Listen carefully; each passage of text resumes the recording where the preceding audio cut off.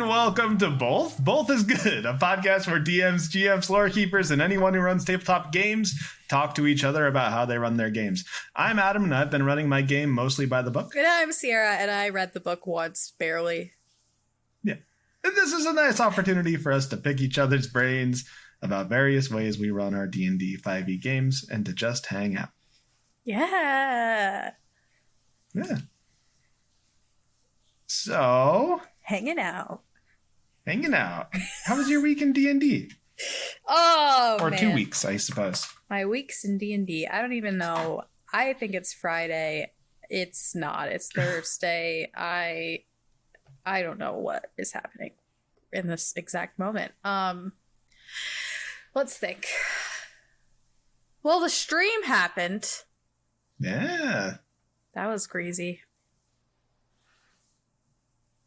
Can't wait to listen back to it. Yeah. I'm editing it right now. It's a good time. It's a jolly old good fun time in the woods with a bunch of little baby mushrooms. Nice. I saw great. one tweet that said water was their worst enemy, and I'm really curious to figure out why water was their worst enemy. Yeah, well, I had to do some DM ingenuity on one of the first encounter that we talked about them going into, because they were being very stealthy. So I was like, okay, skills challenge. Yeah. Nice. Yeah. So that was great. I haven't been a player at all, which is sad. That's not true. I take that back. But we didn't play the Saturday game at all. And the Wednesday game last night, we had a few people that couldn't make it. So one of the players did a little free one shot from the internet, and I got to play. But with that group, it was very ad hoc, and we're all good friends who like to talk a lot. So we ended up we took a little break, and then we came back and we were talking, and then we just kept talking. And then everyone was like, do we want to keep playing or do we just want to keep talking? And I was like, well, I don't care. It's up to y'all. And then we just kept talking. And then we had less than an hour, and we were at the BBG's keep. We're just going to have to try to infiltrate. And everyone was like, do you want to play some more?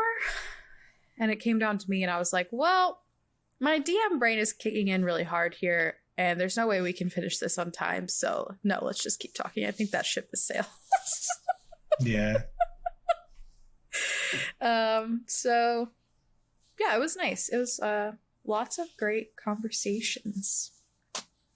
Nice. It's a group of people in the TTRPG community. So the conversations were kind of about just different pieces of ruckus or knowledge or information, what have you, that's happening. There's a lot going on. Yeah, there's a lot going on. We're not going to get into it, but there's a lot going on. We won't get into it. But yeah, this has been a chaotic week to be part of. Yes. The D&D community. Yeah. And a lot of conversations. We'll hopefully have good outcomes. Fantastic, thought-provoking conversations for everyone involved. And yeah. Even simple nice. things are being questioned. What is happening? Virgo new moon. I'm thriving. Nice. Virgo power. How were your weeks at D&D? They were good. So I think, are you sure we didn't meet for a Saturday game in the last 2 weeks? Oh wait, we did. We had the hag fight, didn't we? Yeah, I think we had the hag fight. But, my concept of time is nothing. No, I think so you're that could have right. been 3 weeks ago. I think you're right. Yeah. Oh, that was man. good. You rolled so poorly. Yeah. Dice were angry. The dice were mad. My dice were hot. Until the very last attack. Yeah. Oh, that was... Ugh. Mm-hmm. Yes. And then I think our fortunes reversed on Sunday. The Sunday after that. Mm-hmm. I went I went to my Sunday game and we were just playing a one shot. So I was playing a wild magic kobold sorcerer. Ooh. And the first roll of the game, I used Tides of Chaos to roll at advantage and got 2 nat 20s. Oh. And I was like, well, this is how today's going to be. I love it. Yeah. Yeah. But yeah. So that was fun. But that was probably the furthest away. Mm-hmm. Yeah, that was. 2 weeks ago. Then I played in that one shot. I've played in a couple different one shots now for our Sunday game because I think we're taking a bit of a hiatus until after a holiday season before starting up the next campaign in the Sunday group. That's smart. Just because things will get chaotic around November, December. Mm-hmm. And the DM doesn't want to launch in and have like a really good start and then drop off for like 3 months and then come back in. So yeah. That's been fun. Sadly, didn't get to be part of the live stream because I was on a road trip with my father, which was good. Father, but it was fun. That's glad. I'm again excited to see how that one shot went and to listen in on the characters. I tried to when I was on the road, and our internet was awful at the hotel. And I think also disconnected and used a ton of my data. Oh, no. Yeah, I got a couple texts from people like, hey, what's going on with our data? Uh-oh. Are you doing something? I was like, whoops. But yeah, I think that's all the D&D I've really done. Friday game, met once. We were off last week because I was on a road trip, and the week before that, they went and followed up on some leads and are starting to head towards a big encounter with like a grand coven of hags that they've been interacting with since like level 3. So it should be good. Should be fun. So this week we're talking about magic. Magic systems and how they work in the world. I'm very excited and scared. Yeah. I feel like there's maybe some soapboxing that happens in this episode, but we'll see. We'll cross that bridge when we get to it. Mm-hmm. So, should we just start with what the book tells you about magic? Absolutely. I only found one place. I know you found more. Sure. Do you want to start? Sure. Yeah. So the place that I found was the obvious place in the DMG, which again, I've only read once. So this was my first time revisiting this section of the DMG. Yeah. It's in chapter 1, Magic in Your World. And it talks about magic from the world of Wizards of the Coast. If you're playing true to Wizards of the Coast lore and what have you there. It talks about restrictions on magic, which really, again, because this is in the lore of the world of Wizards of the Coast, there aren't any. As pointed out in this section, except for maybe like just people who just don't know about it yet. Or if you've been a part of a crime or something like that, where it's been kind of like revoked or monitored in a way. Then they talk about the schools of magic. Again, very, very just like D&D typical. And bringing back the dead, which we've already covered. Yeah. But I think the most important part of this for me is consider these questions when fitting magic into your world bulleted questions list. I think that's the most valuable part of all of this entire section, in my opinion. Don't at me. Yeah. What do you think about this section?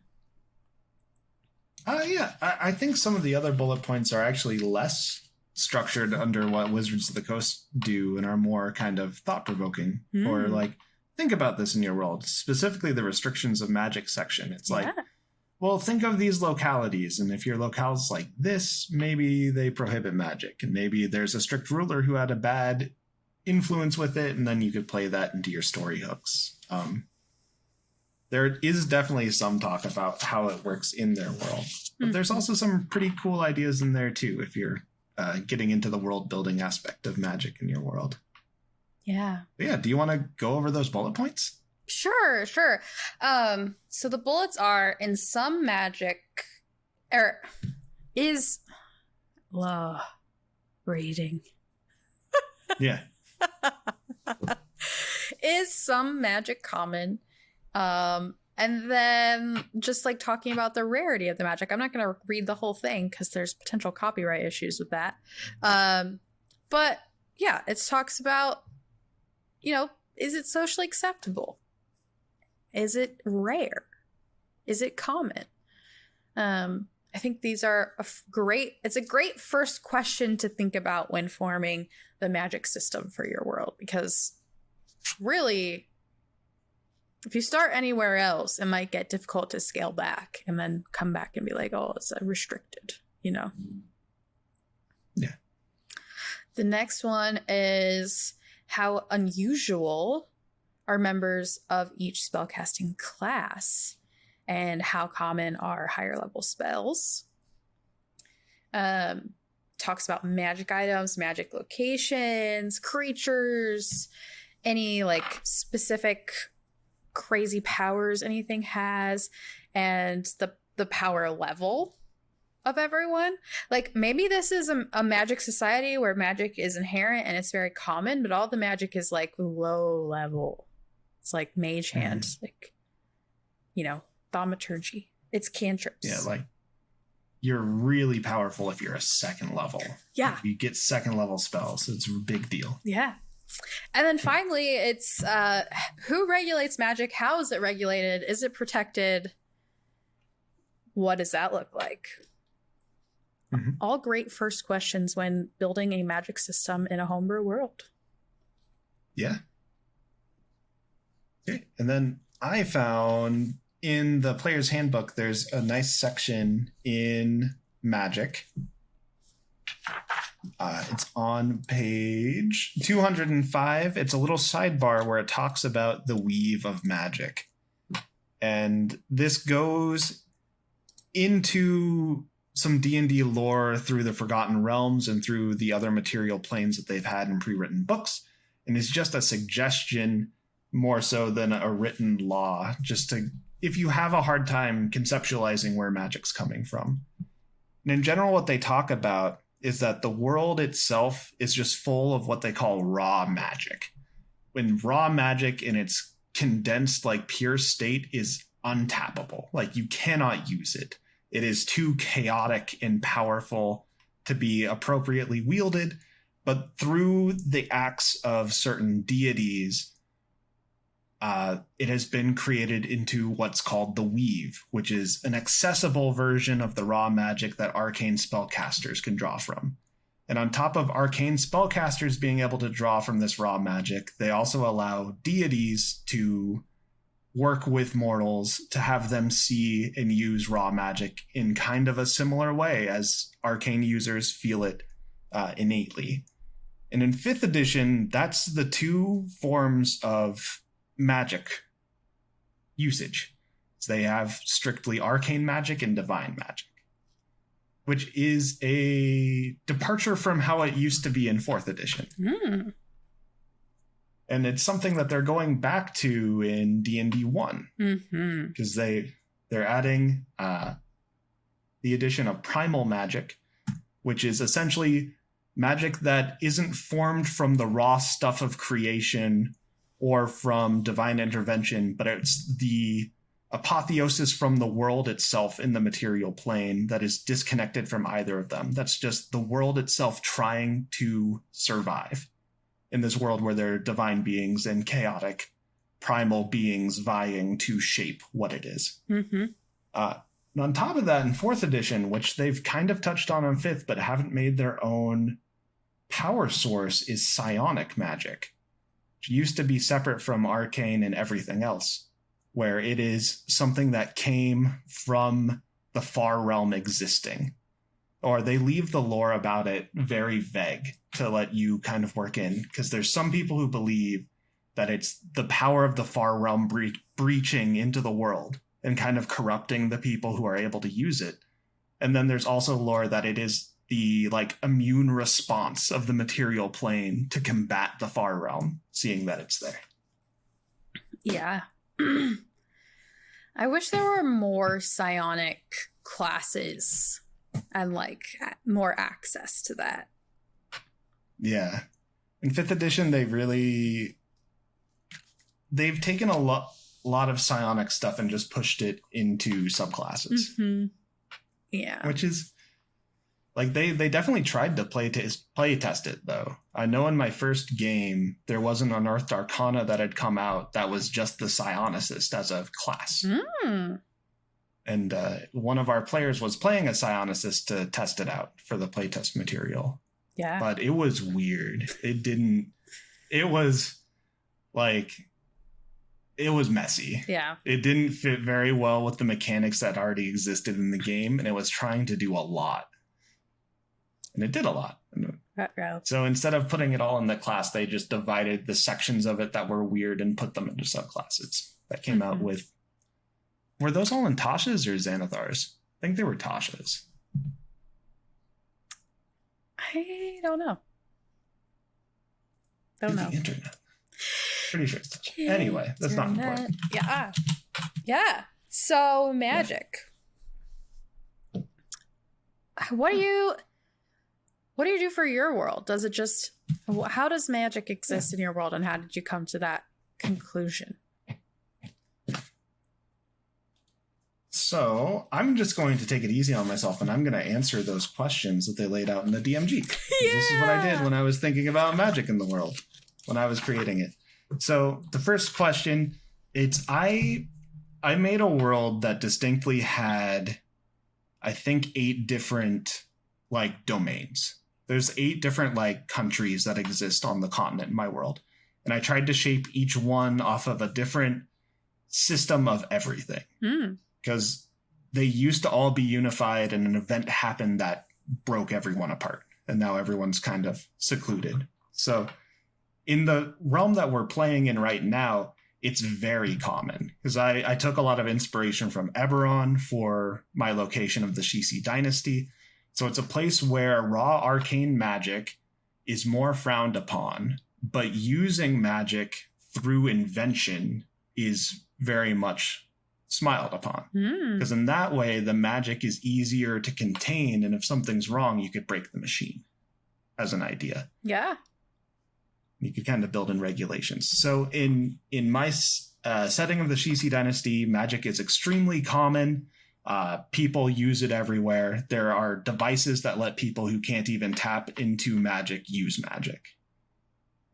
Wow. I do have it where sorcerers are still very rare, because I like that kind of fantasy for sorcerers, and I didn't have a player who chose to play a sorcerer. So I don't think I've had one show up at all in the game. Because it's... Yeah. Until then. I didn't even know that. So, anyway. Yeah, so that's something that that's part of the session 0 when we talked, because there is a Tuesday game in the works. It's in the works. But yes. So yeah. As for the second bullet point, that's what we're talking about. So sorcerers are pretty rare. I think kind of naturally through playing, warlocks have become pretty common. Just because there's an access to these incredibly powerful creatures in the world who are willing to make bargains. And it's very tempting to make that bargain in a high magic world to keep up with other people who maybe just learned it by studying. So in this way, like, wizards are also pretty common, but not very socially accepted. Like, they can exist and there's nothing wrong, and they don't need like a license, but people side-eye them because there was a travesty with the mage society that nearly destroyed the world. So everyone's still has this kind of inherent like unease with magic. So yeah, there are lots of magical locations, lots of supernatural powers. As far as like day to day, I'd say like second level spellcasting is where most people are. So if you're a second level spellcaster, you're pretty good where you're at, and everything above that is pretty exceptional. Nice. What about you? Yeah. So magic on Pleeplu is I'm gonna laugh every time I say that. It's very common. But opposite of you, the use of magic in mechanics is not common because the world is loosely based off of the 1400s. I've said this a million bajillion times. So they don't have like advanced mechanics. The Warforged would be an exception to that, and also are an unknown thing that existed pre-100-Year War and now don't really exist unless someone has studied and found it and puts it back together, which is very weird and rare.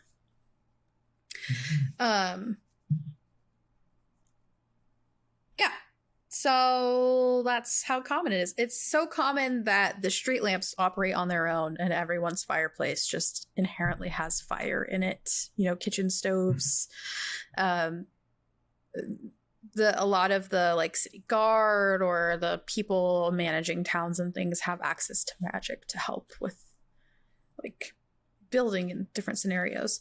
I would say the commonality of it is that everyone knows, like, I would say it's a little bit lower, maybe like first level casters. And that the magic itself is, this is maybe spoilers, but also maybe not. It's just like lore that you don't know about the world, I guess. So you haven't encountered yet. A lot of the magic that people pull from is inherently divine magic, even though the world itself is just like, you can pull magic from the air, right? Like it's just like a high magic society. So sorcerers, bards, what have you, everyone can have magic. There's no anything weird about that. Artificers are like the unusual one. I would say this is a question that I have in general of like, do you consider blood magic? Is it part of a magic system? Yes. Yeah. But like that's a lot of homebrew. Yeah. I think. Through my eyes. Yeah. So I would say those are the rarer ones, like blood hunters. Yeah. Magic items. As common as you can find a wizard to enchant something or create something, which is pretty common. Magical locations are more rare and are like holy sites. And like the Statue of Galdi. There was something inherently magical about that place, right? Like those types of things. Creatures and supernatural powers. I haven't played much with that, honestly. I kind of follow what's in the monster manual, or if I homebrew something, it's for a very specific purpose. So it's not something I've thought about. And there aren't any authorities because Rickmonish / Ebkenor is a socialist society, and the guards wear pink and walk around and say hi to people. Yeah. Solid. There's no need to protect yourself or regulate anything. It's a utopia. Yeah. I think there's an interesting facet to think of when making a world and thinking about magic. And it's specifically that as soon as level 3 casters are a common thing, or a rare, like common enough where there's one per community, food and water stop being an issue for your society because you gain the ability to cast the spell to create food and water. Yeah. Yeah.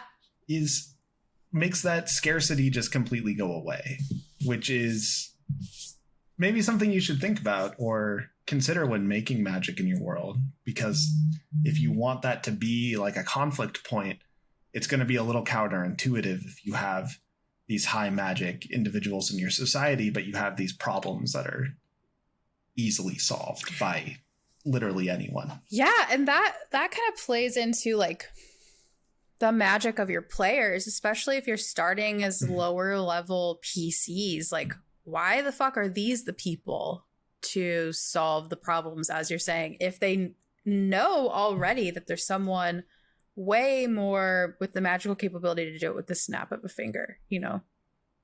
Yeah.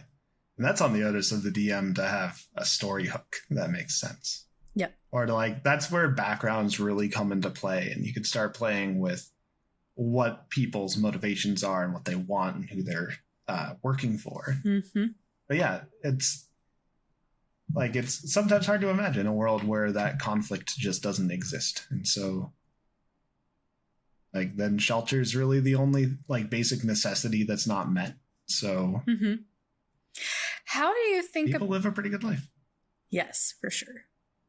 Sorry, you can keep going. I didn't mean to interrupt your thought. Oh no, that was it. That was the end of my thought. You're good. I want to talk about like how has magic been learned to get it to the point where it is for your society? Like, what's the lore around the creation of magic and that knowledge into the humanoids of your world? So that's something that I haven't dived into because I'm living in a world, or the world that I created has existed for a very, very long time. So we jumped into that campaign way in the future from like the start point of the game. Yeah. Just based on people's backgrounds and stories, the story that I'm telling now is referencing some of the really in the past big events that happened.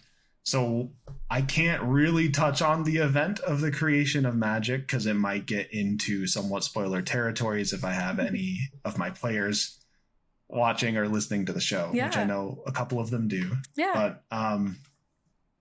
But essentially I go by general lore, a creation story of, chaos and order and things coming together. And then, some deity things happen and then yada, yada, yada. But like the world, like this is like the second world in this world. There's references to something called the Sojourn, where people fled from somewhere else to come here. Ooh. And they refuse to talk about what they fled from. And all of that has just been wiped clean from the historical slate for the safety of everyone. Whoa. So magic exists in the world because it's been being evolved upon and iterated on for centuries and centuries and centuries. Nice. That's really cool. Thanks. It's a secret. Yeah. What? Same question back to you, even though I think you've kind of answered it already. Is there more to it than just the raw magic? No, it's mostly, the divine, I would say cleric paladin magic is bestowed upon certain individuals from gods at one point. But the general moral of the story in terms of magic in my world is that it is this like raw stroke of lightning. Like the first bard was genuinely created because someone with as much passion as they could struck the right note and found the right chord on accident, and it did something, and they wrote it down. Yeah. And it's like the written and oral histories of magic in the world come from just it sizzles in the air as you exist. But then like healing cleric paladin magic kinds of things are only written and bestowed to those in classic D&D fashion worthy from the gods. But paladins, what's interesting is with paladins in my world, and this is a thing that Liz and I have worked on a lot, and I honestly didn't realize was something I understood about my idea of paladin magic until we started brainstorming about Scylla is that it's to a point now where paladins gain their power from their oath and not from a deity. And I think that that's something important to think about as a DM, and also maybe as a player character if you are playing a paladin. Because it's really just like, what do you personally believe in the strongest? Like, it doesn't have to be a god. You could just genuinely believe that all children deserve food, and that is your oath as a paladin. And so you strive every day to make sure that children are fed, and like, you know, like, so that's a difference, I guess, there. If you wanted to play paladin in Rukmanish, there's plenty of fodder for you to pick a god, although at this point it's my Siera for the general public.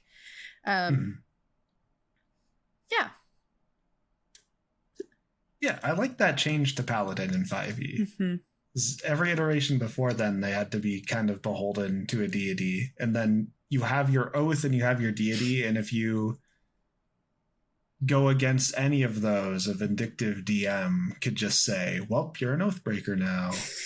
No more magic.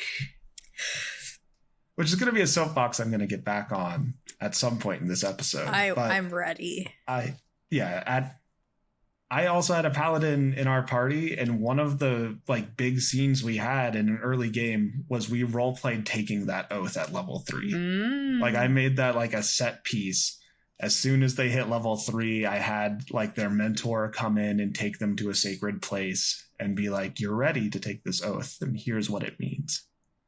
Wow. And it was like a really cool moment, or at least that's what the players said. The players said it was a really cool moment, and I really enjoyed writing it up. And I wish I had that oath somewhere, but I think I gave it to the player for them to keep. I mean, that's a cool player memento. Yeah. Yeah. So yeah, essentially in my world, it is like the raw power mechanic. Like, even wizards, it's like a wizard.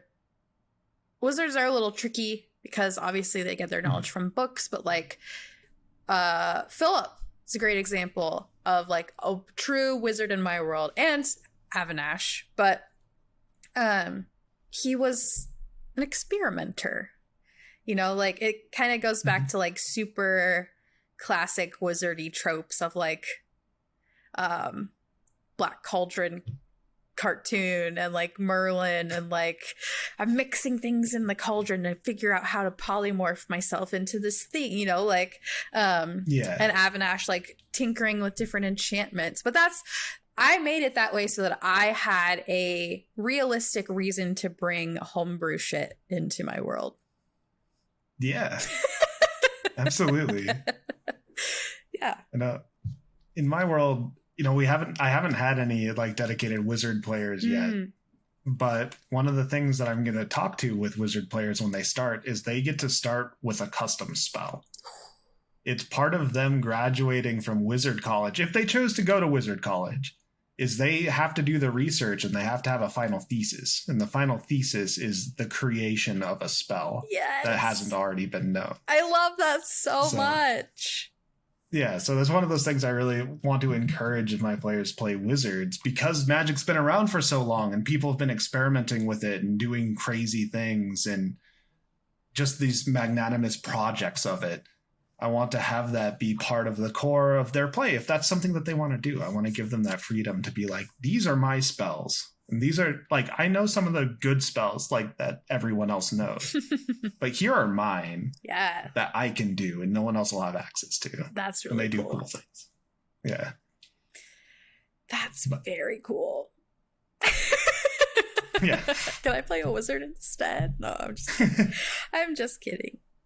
Yeah. So. Yeah.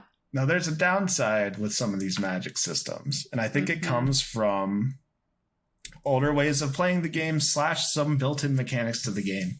And it is the redaction of magic from players. This is something I distinctly dislike. That's become pretty common in the game and in the Sphere. And it specifically affects 2 classes, and only 2 classes. It's only the Paladin and the Warlock. The Warlock more than anything else in common media recently. Mm-hmm. So I will just get up and say I will never, ever, unless it is distinctly something the player wants to have a story about, never take power away from my players for making their decisions. If they want to choose to like break a pact like consciously and like they want that to be their story, I'll work with them to like immediately go Oathbreaker, and then they still have access to all their abilities and they don't lose anything. But the thing that gets me so much is the way people do Warlock. It makes me so frustrated. Yeah, I mean, I have okay. Okay. The internet may not fully understand my thoughts about warlocks, and I'm not going to express them here. What I'm going to say is that at the start of any campaign so far that has happened in Rick Bonish, the only viable warlock patron is my Siera. And no one has wanted to be a warlock of my Siera, and so there have been no warlocks. Until you start fucking with the gods, and the gods choose you, and I give essentially warlock powers to create warlock multiclasses for my players from the gods they align themselves with in different homebrew ways. I have a full-on bard lock now in the Wednesday game, and she's so fucking sick. It's crazy. So yeah. So are you just giving it without making them take levels in Warlock? Yes. Or are they able to take levels in Warlock too? If they wanted to, they could at this point. But I've done it as like you can backdoor it with D&D Beyond by doing different like the initiate feats for different classes based on what kind of cool stuff you want to give to your players.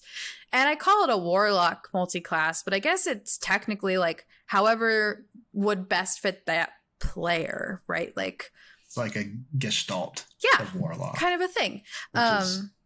Yeah. Very powerful.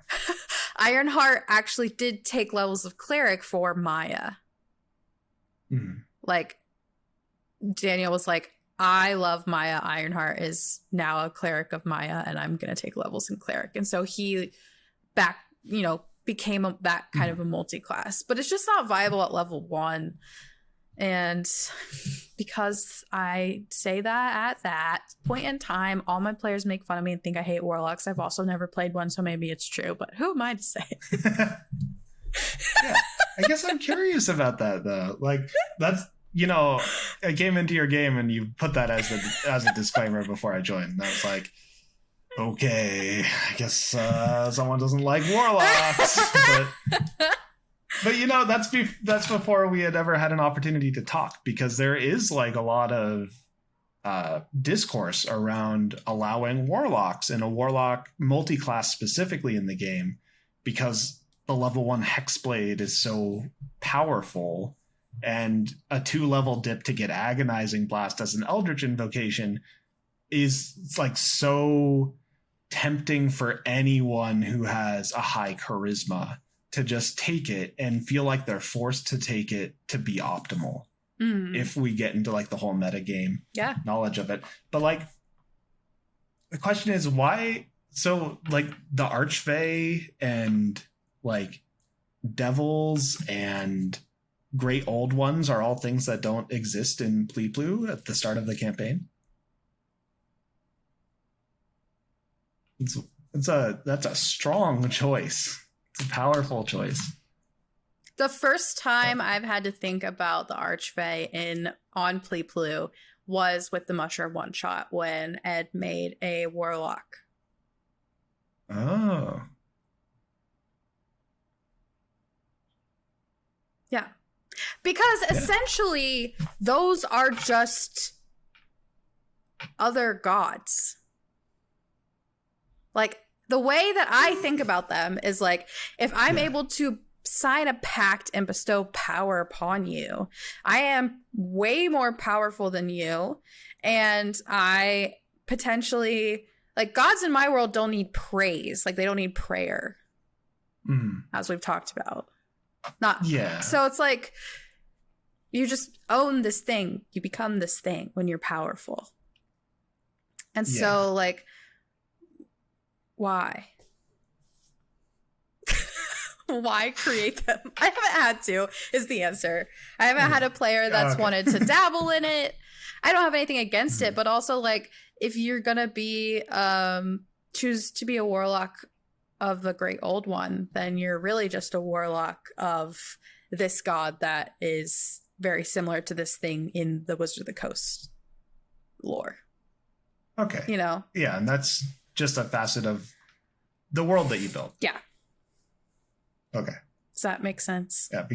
Yeah, because in your game, like, the power level of gods, at least through the limited lens that I have, is more akin to the power level of, like, patrons in most other game systems and worlds. Yeah. Okay. It's not like I'm this giant thing from the heavens that's going to stomp on you. It's like, hey, I need you. Let's hang out. Yeah. Which is an interesting choice. I know. Yeah. But what's fun about it is you get to play in it as a player who doesn't know that in the beginning. Yeah. Yeah. Yeah. Yeah. Absolutely. And that's... Yeah.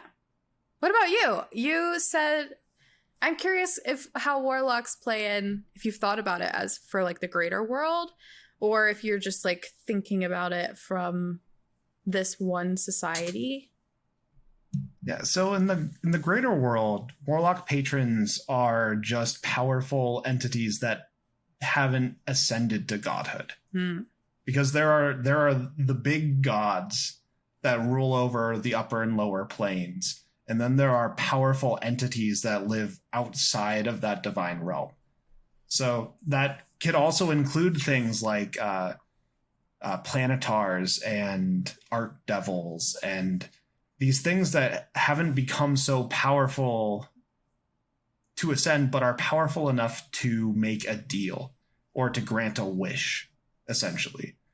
And the way I have it set up in my world is if you make that deal with a patron, you have a stipulation that you have carried out.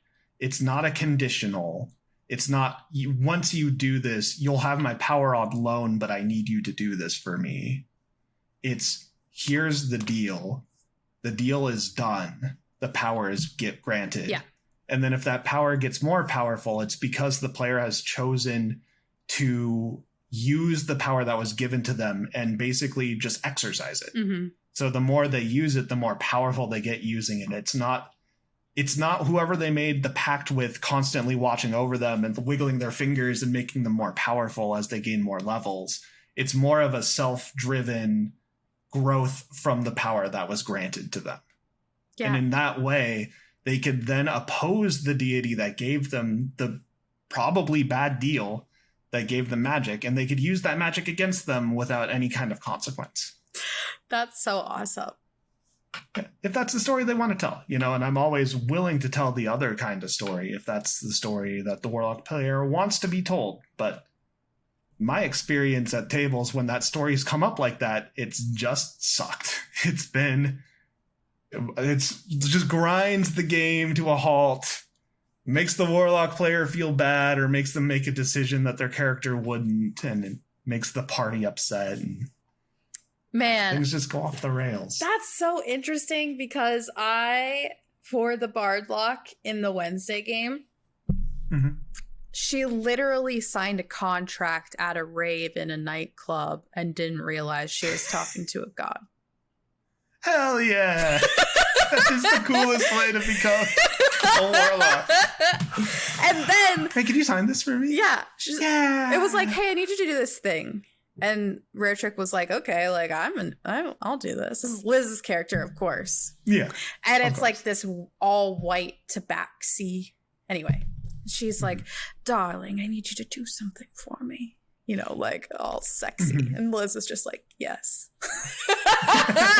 And Rare Trick signs, and then she gets stolen, and then the party has to find her, and then she has to make a deal to get out. The deal that she makes is that this god has been so removed from human life for so long that she just wants to be invisible and follow her around. Oh, cool. Yeah. And so she does that. And then there's like randomly like an all black cat, an all black tabaxi, and an all white tabaxi just like hanging out, chilling, eating olives. Nice. Yeah. So that's just funny that you say that because I did the exact opposite. I mean, I wouldn't consider that the exact opposite. She signed the contract. She did. And she's doing the thing, but it's not the contract wasn't trying to get the player to do something the player didn't want to. Yes. Right? No, I would never do that. Yeah. And I 100% agree about not taking away the power if it's not like a... Yeah. Yeah. Yeah. Unless that's the story they want to tell. Yep. And that's where above table conversations are great.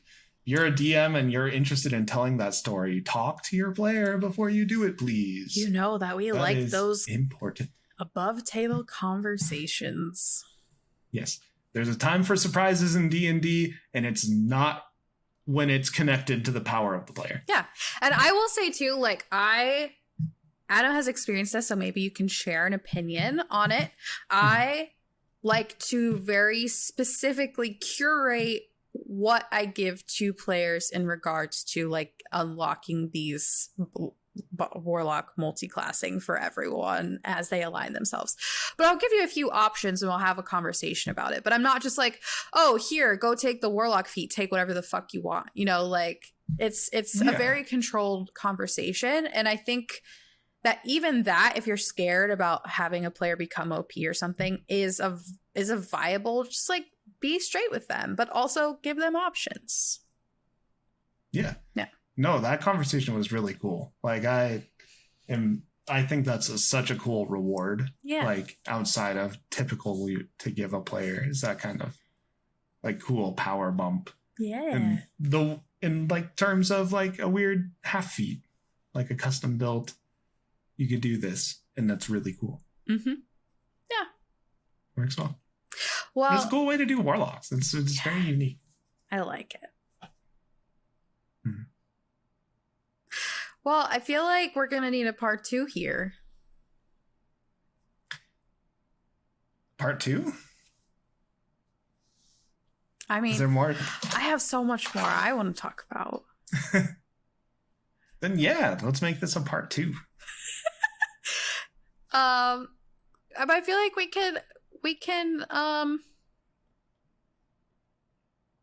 there's nothing to bless and bane, I don't think.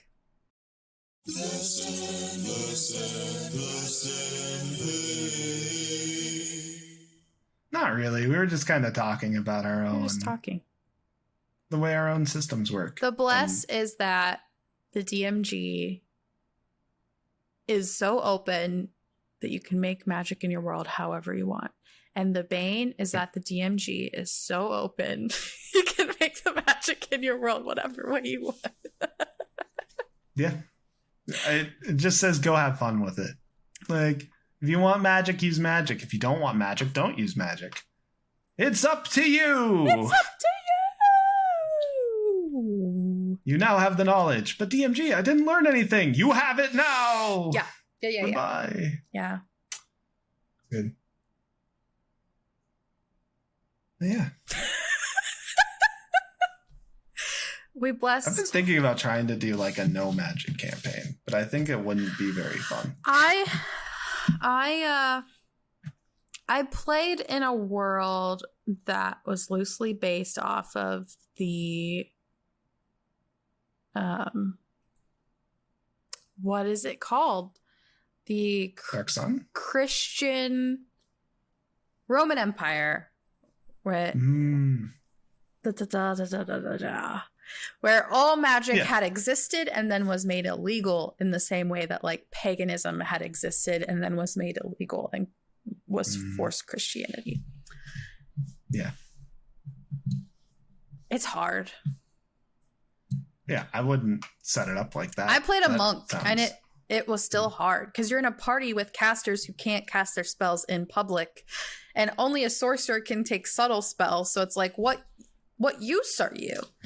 And like, yeah, it's interesting. Yeah, just like hamstrings you in social situations as a caster. Yeah. That's weird. I just have it where, like, there is a section of the world that's distinctly low magic in the setting. And it's just people who are like, well, magic just really boned us before. So let's not do that anymore. Yeah. I mean, that's fair. Yeah. But it doesn't mean that magic is just non-existent because, you know, there's those groups who still want to study magic in this place. So they do it secretly. What happens if you're a wild magic barbarian in a campaign like that? In that setting? Mm-hmm. I don't know. It depends how you flavor your wild magic barbarian. It'd make it work. Yeah.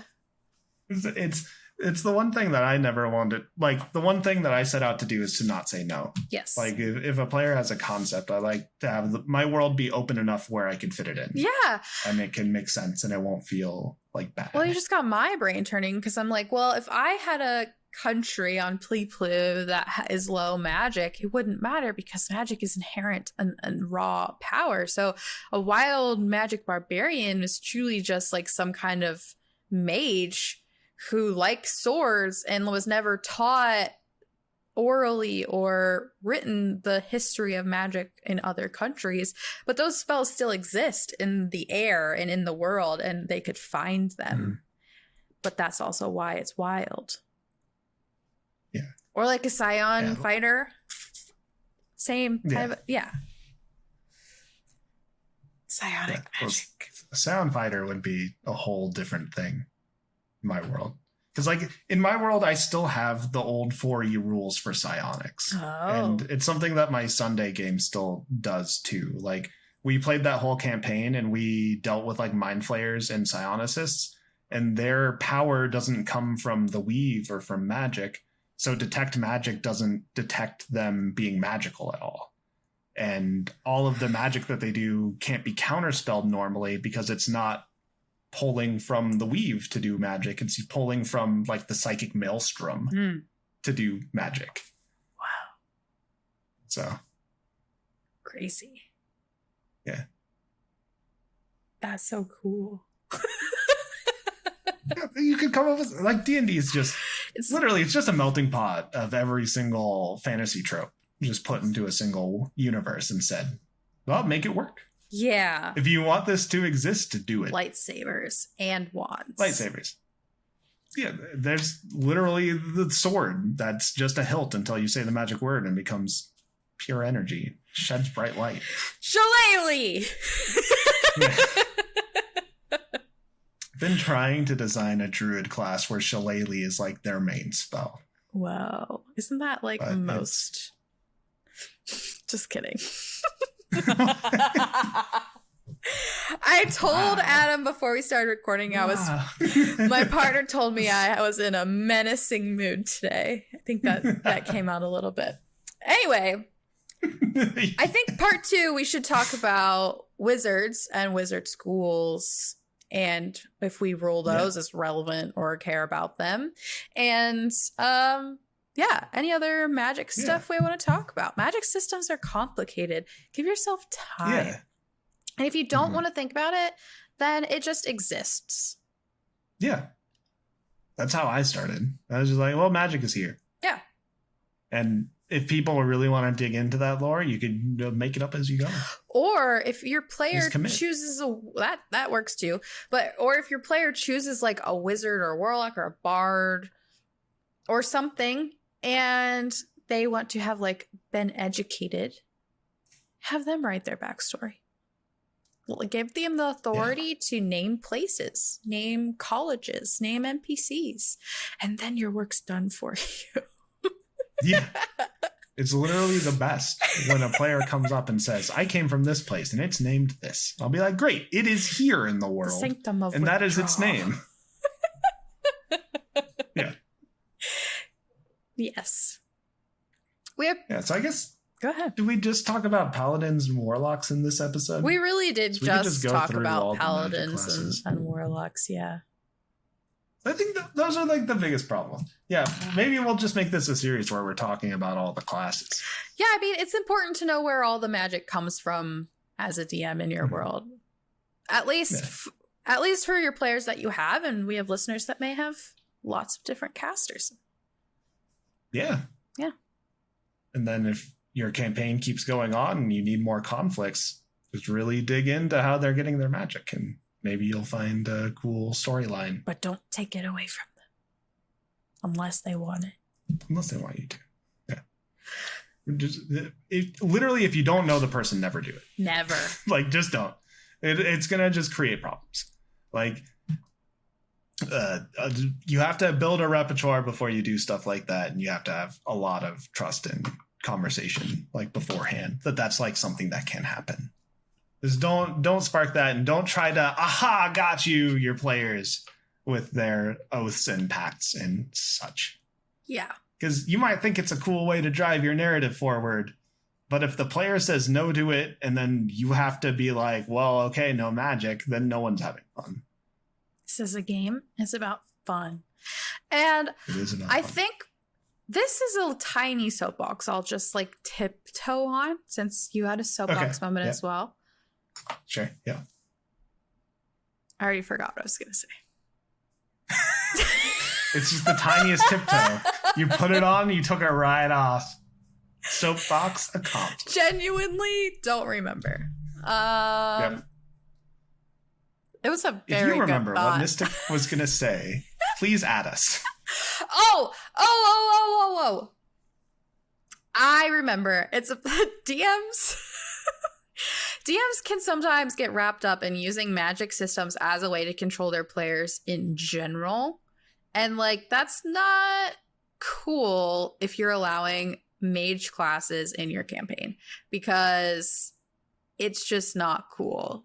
And that's really my tiptoe. I'm going to cut all of this out. This is really bad.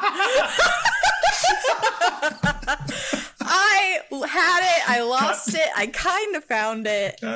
Yeah, not what you wanted. Not what I wanted to say. We'll come back to it next week. Yeah. Or in a couple weeks. Next week for the listeners. Yeah. No, it's still 2 2 weeks weeks for the for listeners. We don't release weekly. Yeah. Yeah, just cut this all out. Yep. We have no idea. We're going down the weird. It's happening. Yeah, we're spiraling. We'll bring it back. Thank you for listening. Thank you so much. If you want to support us, join a Patreon. We got this thing called Patreon. We're not warlocks, but I don't know. Maybe Adam's a warlock. I think I might be a bardlock, if anything. Can we just make that a higher tier on the Patreon? I become your patron? That could go so many inappropriate ways. No context to the tier. No bullet points, no promises. Sign your name. That's just what it's on the dotted line. Sign your name. Patreon.com/Automoon Studios. Follow Automoon Studios on Twitch if you want to see Adam and I playing some cool streams. Other things, I'm constantly thinking of things. I had another idea that I really want someone to take seriously and make for me, but that doesn't happen in the world, so I'll probably end up making it. I'm going to cut that out too. This is the greatest outro. What is happening to us? I don't know. We've hit the bottom. We're doing good. We're thriving.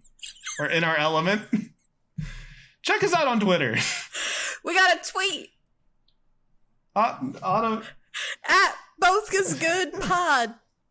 Yeah, at Both Is Good Pod. Yeah, that's the one. That's ours. And an Instagram. And a TikTok.